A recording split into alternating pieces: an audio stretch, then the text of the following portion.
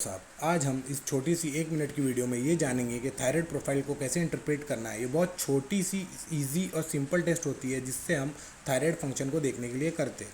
उसके पहले कुछ बेसिक फिजियोलॉजी है जिसको हम जान लेते हैं, जैसे टीएसएच जो होता है ये पिट्यूटरी ग्लैंड से रिलीज़ होता है और हमारे थायराइड ग्लैंड को T3 और T4 के प्रोडक्शन को बढ़ाने के लिए स्टिमुलेट करता है।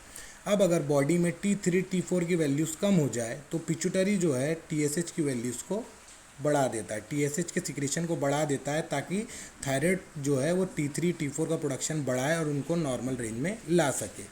अब ये हो गई बेसिक फिजियोलॉजी। अब हम देखेंगे थायराइड में क्या होता है, हाइपोथायराइडिज्म और हाइपरथायराइडिज्म।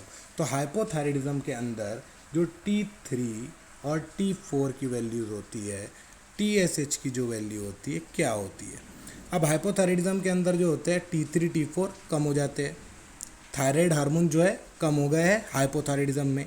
तो पिट्यूटरी क्या करता है, इनकी वैल्यूज़ को नॉर्मल लाने के लिए टीएसएच के सिक्रीशन को बढ़ा देता है ताकि थायराइड ग्लैंड जो है T3 T4 का प्रोडक्शन बढ़ाए और T3 T4 को नॉर्मल रेंज में लाए।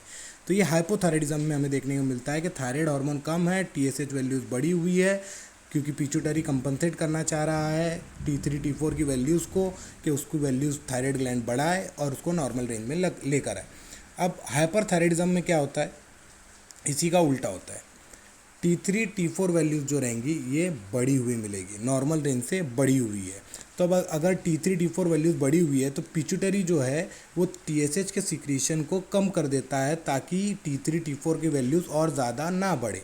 तो जो थायराइड हार्मोन है वो हाइपरथायराइडिज्म में बढ़े हुए मिलते हैं, TSH जो है कम हुआ मिलता है हमें। तो ये बेसिक हाइपर और हाइपोथायराइडिज्म का केस